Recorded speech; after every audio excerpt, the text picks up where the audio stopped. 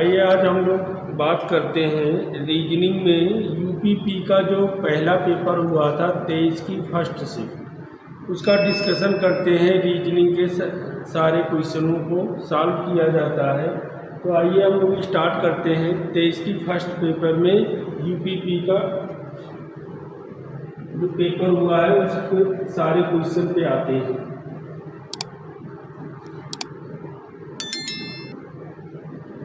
पहले क्वेश्चन पे आते हैं, हम लोग स्टार्ट करते हैं। पहला क्वेश्चन दिया है, यदि आप शुरुआत में पश्चिम की ओर मुंह करके खड़े हैं तो 270 डिग्री दक्षिणावर्त मुड़ते हैं, तो आप किस दिशा में मुंह करके खड़े हैं? ये आपकी दिशाएं होती हैं,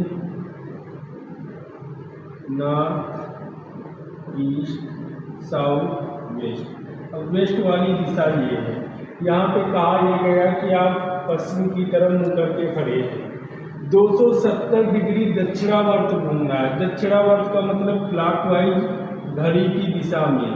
यहाँ से हमको इस साइड में घूमना है। 270 का मतलब यहाँ से आप 180 अंश पहले घूमिए, तो 180 अंश का मतलब जस्ट अपोजिट वाली दिशा पे आ गए, और 90 अंश यहाँ से आओ। ये टोटल जो कोण बनेगा 270 अंश का बनेगा। तो आप किस दिशा में आ गए? साउथ की ओर। तो आंसर आपका क्या हो जाएगा? साउथ। अगला क्वेश्चन है, एक व्यक्ति 15 मीटर पूर्व की ओर चलता है। 15 मीटर पूर्व की ओर चलता है, तो इधर 15 मीटर हमने चला दिया। फिर आगे दिया गया, फिर वह बाएं मुड़ता है और 10 मीटर चलता है। बाएं मुड़ा, ऊपर की तरफ घूमा, 10 मीटर। फिर दिया गया है, फिर दोबारा बाएं मुड़ा और 15 मीटर चलता है, तो वापस लेफ्ट मुड़ा और 15 मीटर का मतलब है इतनी दूरी फिर से कवर करेगा। अब लास्ट में पूछा गया है कि वह शुरुआती बिंदु से कितना दूर है। ये उसका शुरुआती बिंदु है, तो यहाँ से ये वाली दूरी बतानी है। जितनी दूरी ये है उतनी ही दूरी ये हो जाएगी, यानी 10 मीटर। तो आंसर हमारा आ जाएगा 10 मीटर। अगला क्वेश्चन,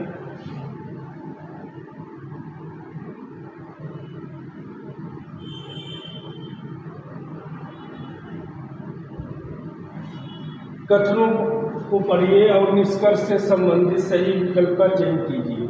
दिया गया है, ट्रे टेबल टेनिस खेलती है।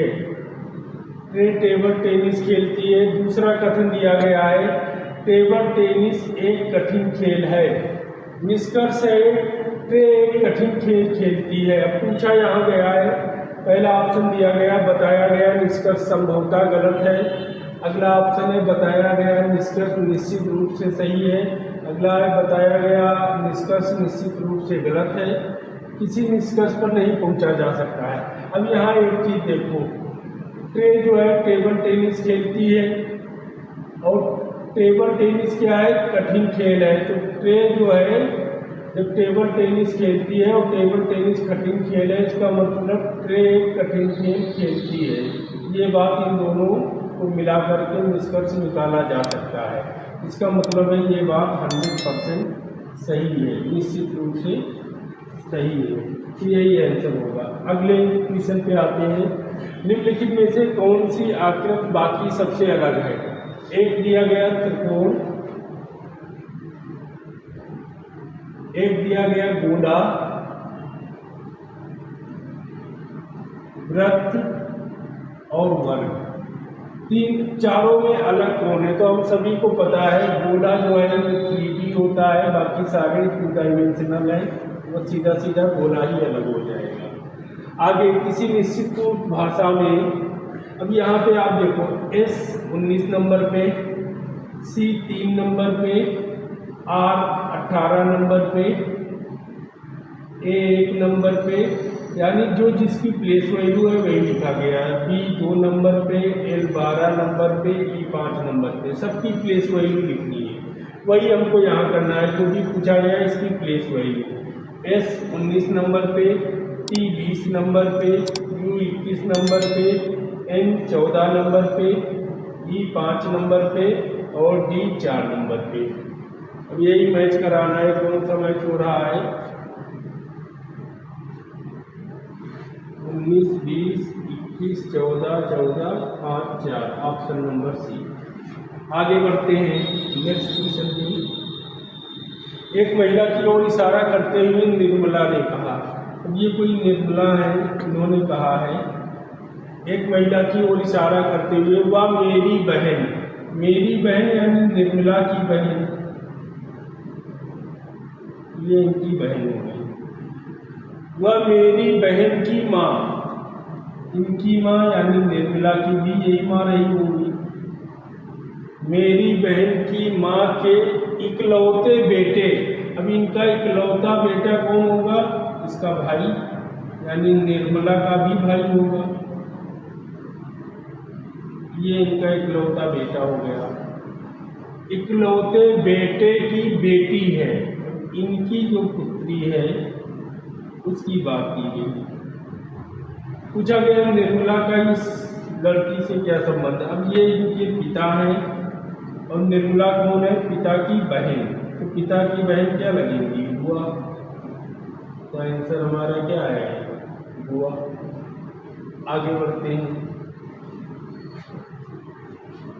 अगला अक्षर क्या आएगा? P 16 नंबर पे, Q 17 नंबर पे। P 16 में एक जोड़ा, 17, P 20 में एक जोड़ेंगे, 21 नंबर पे। Option number b. आगे, पर्दा कपड़े से जिस तरह संबंधित है उसी तरह ब्लाइंड किससे संबंधित है? अब पर्दा और कपड़े का संबंध क्या होता है? पर्दा जो है कपड़े से बना होता है और ढकने के काम आता है।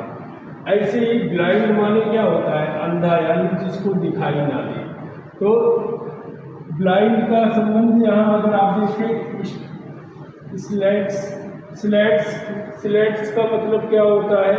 ये स्लेट हम लोग यूज करते थे लिखा पढ़ी में, तो उसका इससे कोई लेना देना नहीं। लिफ्टर्स जो लिफ्ट चलाते हैं उसका भी कोई लेना देना नहीं। डोरियाँ, जो डोरी होती है नॉर्मल डोरी बांधने के काम आती है, उसका भी इससे कोई लेना देना नहीं।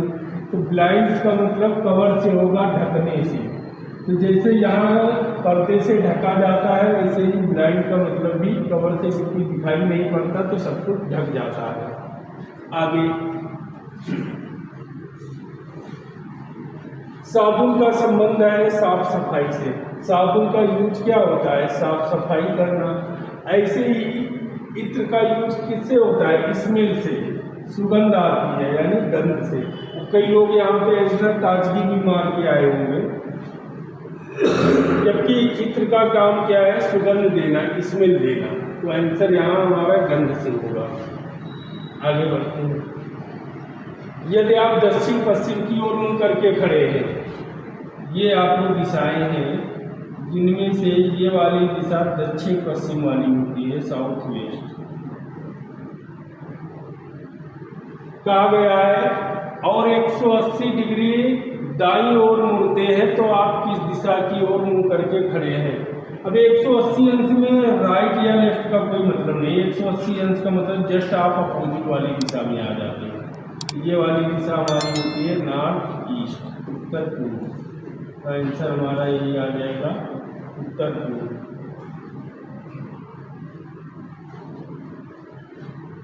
140 विद्यार्थियों के सर्वेक्षण में पाया गया कि 60 विद्यार्थी वीडियो गेम खेलना पसंद करते हैं, 70 विद्यार्थी इंडोर गेम खेलना पसंद करते हैं और 75 आउटडोर।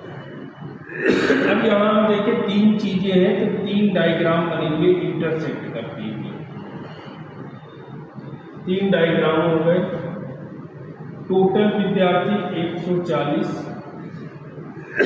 इसके बाद दिया गया है 60 विद्यार्थी वीडियो गेम। तो 3 में से एक सर्किल ये हम मान लेते हैं वीडियो गेम का है।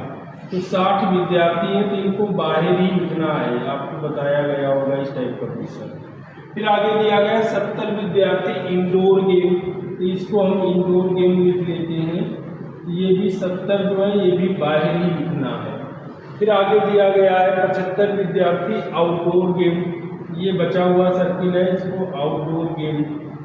75 लोग आउटडोर गेम। फिर इसके बाद आगे दिया गया इसके अतिरिक्त 30 छात्र इंडोर और आउटडोर दोनों खेलते हैं। अब 30 छात्र इंडोर गेम और आउटडोर दोनों खेलते हैं, मतलब दोनों के कॉमन में आ जाएगा, यहाँ पे आ गया। फिर आगे दिया गया है 18 को वीडियो गेम और आउटडोर गेम दोनों खेलते हैं। 18 लोग वीडियो और आउटडोर दोनों, तो इसमें कॉमन आ जाएगा, इसको भी बाहर लिखना है। फिर आगे है 42 लोग वीडियो गेम और इंडोर गेम, तो इन दोनों में कॉमन है, तो 42 यहाँ पे आ जाएगा। ये सारी जानकारी आपको बाहर ही लिखनी है। फिर इसके बाद हम बात करते हैं तथा 8 को सभी तीनों प्रकार के खेल पसंद है, तो 8 लोग यहाँ आ जाएंगे। ये जो सब में कॉमन है वहीं से भरना स्टार्ट करना है। अब इसके बाद पूछा क्या गया है, वेन आरेख का उपयोग करके उन छात्रों को ज्ञात कीजिए जो केवल आउटडोर खेलना पसंद करते हैं। केवल आउटडोर वाले यानी ये वाली संख्या निकालनी है, तो इसके लिए हमको ये पूरा सर्किल भरना पड़ेगा। तो इसको भरने के लिए क्या करेंगे, अब यहाँ 30 लोग ऐसे हैं जो दोनों में कॉमन है, जिसमें से ये 8 लोग पहले आ चुके हैं, तो 30 से 8 माइनस किया, 22 लोग यहाँ आ गए। 18 से 8 माइनस किया तो 10 लोग यहाँ आ गए। अब पूरा आउटडोर खेलने वाले लोग कितने हैं, 75 लोग। इस 75 से इस सर्किल में जितने लोग आ चुके हैं ये माइनस करना है, तब यहाँ की संख्या निकलेगी। तो 22 और 8 30, 30 और 10 40, 75 से 40 माइनस करोगे 35। तो यहाँ आउटडोर खेलने वालों की संख्या आ गई 35, ऑप्शन नंबर सी। आगे श्रृंखला में लुप्त संख्याएं ज्ञात करें। अब यहाँ अगर आप देखो ये 5 का स्क्वायर, 6 का स्क्वायर, 7 का स्क्वायर, तो यहाँ हो जाएगा 8 का स्क्वायर यानी 64। ये 9 का स्क्वायर दिया है, तो यहाँ हो जाएगा 10 का स्क्वायर 100। ये 11 का स्क्वायर। पूछा क्या गया है, b प्लस a का मान बताएं। तो b का मतलब हो गया 100 और a का मतलब हो गया 64, दोनों को आपस में जोड़ेंगे 164, यानी ऑप्शन नंबर लास्ट। आगे बढ़ते हैं, मैथ है और आगे बढ़ते हैं। यहाँ दिया गया है, ऐसे कितने अक्षर हैं जिनमें प्रत्येक के ठीक पहले और ठीक बाद एक चिन्ह हो, यानी कोई अक्षर से ठीक पहले कोई संकेत हो और इसके बाद में भी कोई संकेत हो, ऐसे कॉम्बिनेशन हमको ढूंढने हैं। तो आप ढूंढना स्टार्ट करिए कि अक्षर दिया हो, उससे ठीक पहले कोई संकेत हो और उसके ठीक बाद में कोई संकेत हो। तो सबसे पहले यहाँ आपको देखो ई मिलेगा, इससे पहले संकेत है, बाद में भी संकेत है। फिर इसके बाद आगे आई से पहले है, बाद में नहीं है, सी से पहले है, बाद में नहीं है, इससे पहले है, बाद में नहीं है, और कोई नहीं है। केवल हमको एक ही पेयर मिल रहा है, वो है ई। बस आंसर इसका हो जाएगा 1। आगे बढ़ते हैं। दिए गए संयोजन में पैटर्न को देखते हुए क्वेश्चन मार्क के स्थान पे क्या आएगा ये बताना है। अब यहाँ देखो ए लिखा है, ए 1 नंबर पे, सी 3 नंबर पे, ई 5। 1 में 2 जोड़ा 3, 3 में 2 जोड़ा 5, 5 में 2 जोड़ा 7, 7 नंबर पे जी। जेड है, जेड से पहले क्या आता है वाई, वाई से पहले एक्स, तो एक्स से पहले क्या आएगा डब्ल्यू। 3 है, 3 को 3 में 3 जोड़ा 6, 6 में 3 जोड़ा 9, 9 में 3 जोड़ा 12। लास्ट वाले में बी 2 नंबर पे, 4 नंबर पे 6, 2 में 2 जोड़ेंगे 4, 4 में 2 जोड़ा 6, 6 में 2 जोड़ेंगे 8, 8 नंबर पे एच। तो बस यही है आंसर GW12H। आगे श्रृंखला में अगला क्या आएगा ये बताना है।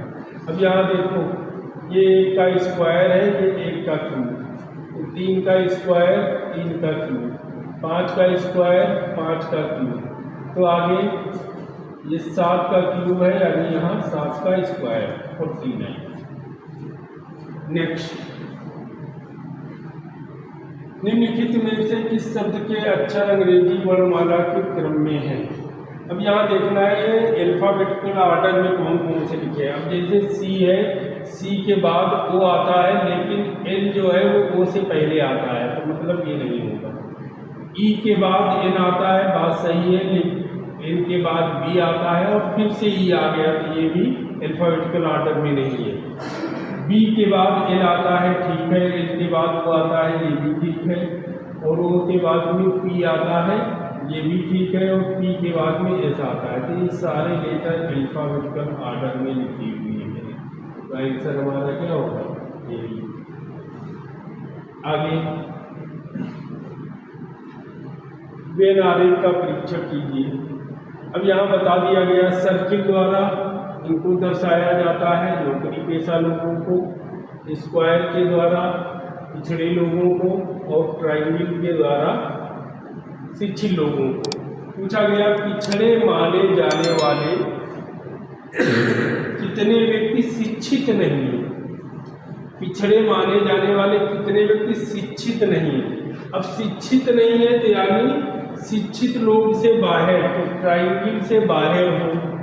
पिछड़े लोग हो यानी स्क्वायर में, तो स्क्वायर में हो और ट्रायंगल से बाहर हो, तो ऐसे कितने लोग आ रहे हैं? 17 प्लस 5, तो 7 और 5 22। आगे,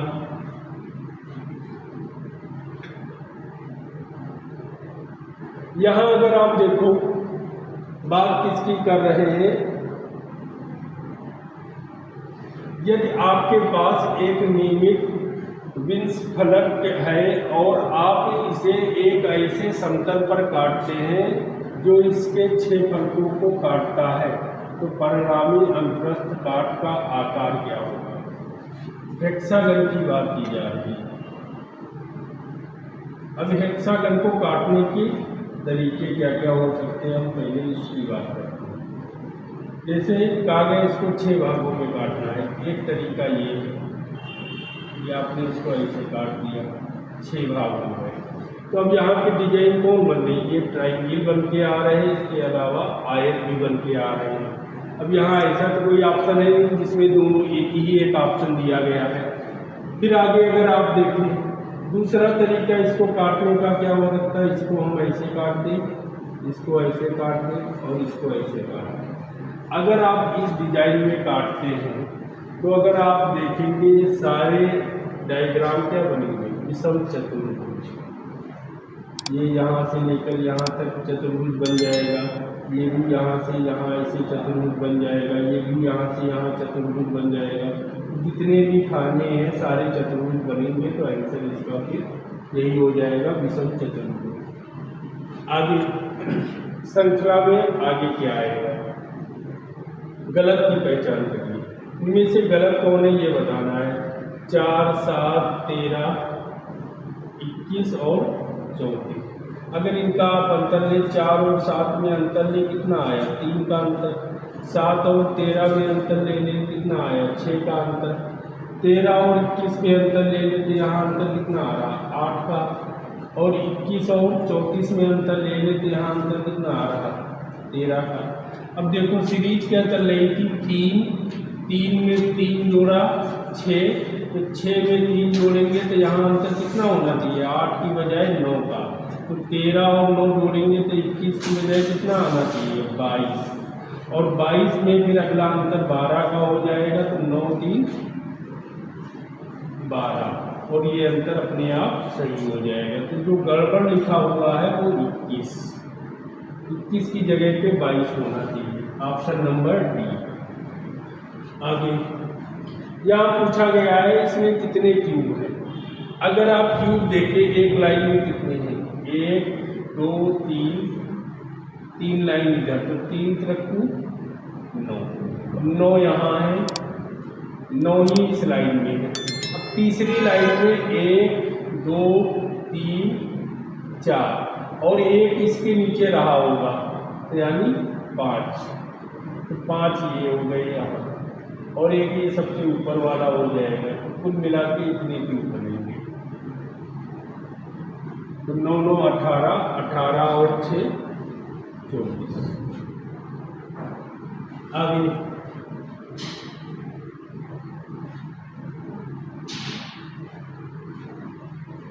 इनमें से अलग कौन है ये पूछा गया है। K 11 नंबर पे, L 12 नंबर पे, दोनों के बीच में 1 का अंतर है। Q 17 नंबर पे, R 18 नंबर पे, 1 का अंतर है। A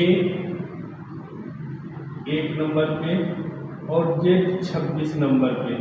अब अगर रिवर्स में यहाँ जाए उल्टा तो 1 नंबर पे, यानी ये सारे आगे बढ़ते हुए क्रम में हैं, या आप कह सकते हो ये अपोजिट लिखा हुआ है। यहाँ F 6 नंबर पे और G 7 नंबर पे। बाकी सब में एक एक अंक आगे बढ़ता हुआ लिखा गया है, जबकि इसमें पीछे लिखा गया है, या आप कह सकते हैं अपोजिट लिखा गया है। तो बस यही अलग हो गया है। इसकी मिरर इमेज बनानी है। अब मिरर इमेज में क्या होता है, तो बाहर का डायग्राम है वो तो जैसा है आपका वैसा ही रहेगा, उसमें कोई चेंज नहीं होता है, ये ऐसा ही रहेगा। अब जो चीज़ दर्पण के पास में है बस उसको हमको पास में बनाना है। यहाँ देखो इस वाले फलक के पास में ये सर्किल बना है, तो यानी सर्किल यहीं पे आएगा। इसके बाद ये ट्रायंगल बना है, तो इसके बाद जो ट्रायंगल है वो वहीं पे आ जाएगा। ट्रायंगल के बाद जो दूसरा ट्रायंगल है वो यहाँ से देखो, ये पास वाली फलक दूसरी वाली फलक पे बना है, तो ये पास वाली दूसरी वाली फलक, तो बस ये वाली जो डिजाइन बन करके आएगी यही आंसर हो जाएगी। यानी ऑप्शन नंबर हमारा हो जाएगा डी। आगे कितने त्रिभुज है, त्रिभुज के बारे में आपको बताया गया था। ये जो बीच वाले हैं 1 2 3 4, तो 4 का डबल करेंगे 8, और ये बाहर वाले अलग से लिखो 1 2 3 4 5 6 7 8, तो 8 + 8 16। अनीस की ओर इशारा करते हुए महिला ने कहा, ये अनीस है, इनकी तरफ इशारा करते हुए कोई महिला कह रही है। क्या कह रही है, उसकी माँ यानी अनीस की माँ, उसकी माँ मेरी माँ की इकलौती बेटी है। इनकी माँ की इकलौती बेटी। अब इनकी माँ, ये जो महिला है, महिला के माँ की इकलौती बेटी है। अब अगर ये इकलौती बेटी है तो इसका मतलब है ये अपनी ही बात कर रही है, तभी इकलौती होगी। ये जो महिला है वो ये खुद हो जाएगी। पूछा क्या गया है कि वह महिला अनीस से किस प्रकार संबंधित है, तो यानी वो महिला ही इसकी माँ है। उसने कहा है कि अनीस की माँ इस महिला के माँ की इकलौती बेटी है। ये इकलौती बेटी है, इसका मतलब यही जो है इसकी माँ हो जाएगी। आगे यहाँ पे दिया गया है सेब, केला, चेरी और खजूर 4 चीजें हैं। जिस व्यक्ति ने सेब चुना है वह केला चुनने वाले व्यक्ति के बगल में है। यानी जो सेब चुनता है वो केला चुनने वाले के बगल में है, तो ये दोनों तो साथ में रहेंगे। फिर आगे कहा गया ना कि उस व्यक्ति के बगल में जिसने खजूर चुना, यानी सेब और खजूर जो है ये पास में नहीं होंगे, ये पास में नहीं होंगे, बस ये ध्यान रखना। फिर जिस व्यक्ति ने चेरी चुनी है वह उस व्यक्ति के बगल में है जिसने खजूर चुना है। अब चेरी और खजूर वाले एक साथ हैं, ये दोनों साथ में होने चाहिए, ये दोनों साथ में होने चाहिए, और ये दोनों अलग अलग होने चाहिए। तो बस ऐसा कॉम्बिनेशन ऑप्शन में ढूंढना है। पहला देखो, सेब के साथ में खजूर नहीं होना चाहिए, तो यहाँ सेब और खजूर साथ में है, नहीं होगा। सेब और खजूर साथ में है, नहीं होगा। यहाँ सेब खजूर साथ में नहीं है, सेब और केला साथ में होना चाहिए, लिखा है। खजूर और चेरी साथ में होना चाहिए, लिखा है। और ये दोनों साथ में नहीं है, मतलब ऑप्शन नंबर सी।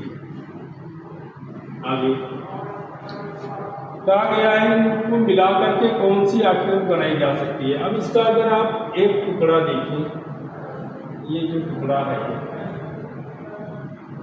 ये अगर आप लास्ट वाले ऑप्शन में देखें, ये इतने टुकड़े से मैच कर रहा है।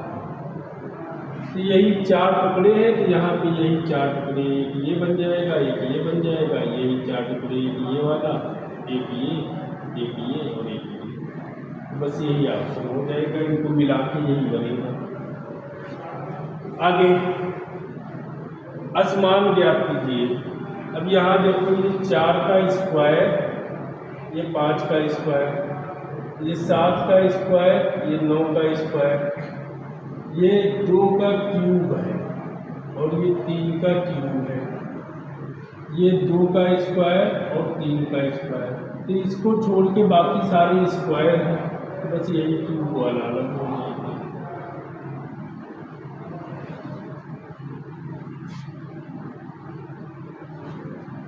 पचास, इसकी बात करते हैं।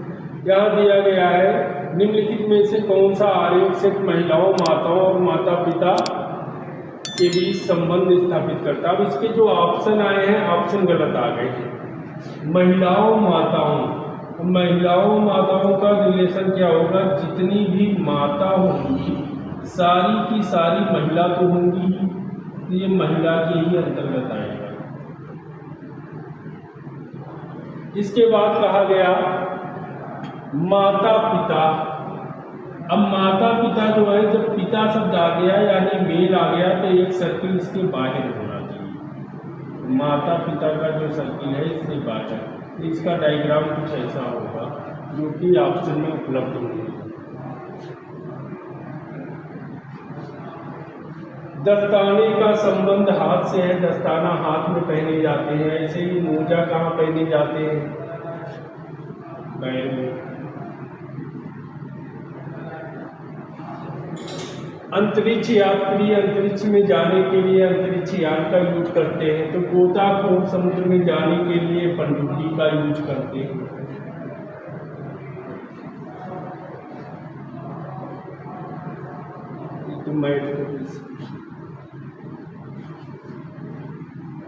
कैट को सी 3 नंबर पे, ए 1 नंबर, बी 20, 4 2 21, 3 था +1 किया, 1 था, 1 में 1 जोड़ा, 2 20 में 1 जोड़ा, 21। वही यहाँ 4 में 1 जोड़ेंगे 5 ई, 15 में 1 जोड़ेंगे 16 ई, 7 में 1 जोड़ेंगे 8 एच।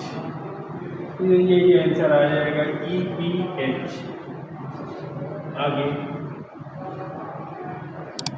दिया गया है ABCDE को 0 1 2 3 4 इनके द्वारा रिप्रेजेंट किया गया है। तो पूछा गया B + E, तो B का मतलब क्या है? 1 प्लस E का मतलब क्या है? 4, दोनों को जोड़ा 5, माइनस करना है कितना? D + A, D + A। तो D की वैल्यू यहाँ कितनी है? 3, प्लस A की वैल्यू कितनी है? 0 यानी 3। तो 5 - 3 करेंगे, क्या आ जाएगा? 2। Option number A. श्रृंखला में अगली संख्या क्या होगी? अब 3 को 2 से गुणा किया, 3 दूनी 6, 6 को 3 से गुणा किया 18, 18 को 4 से गुणा किया 72, 72 को 5 से गुणा किया 360, 360 को 6 से गुणा करेंगे तो कितना आ जाएगा? 2100। आगे 6 सदस्यों के एक परिवार में A B C D E और F 2 विवाहित जोड़े हैं।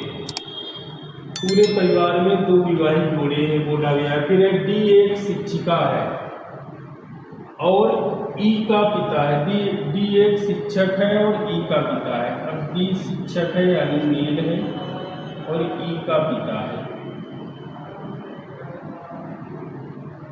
फिर आगे दिया गया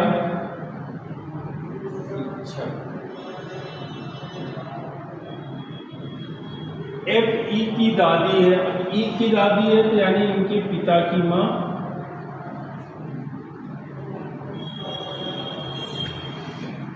और एक गृहिणी है। फिर आगे दिया गया है सी एक वकील है। सी वकील है, अभी अलग लिख लेते हैं।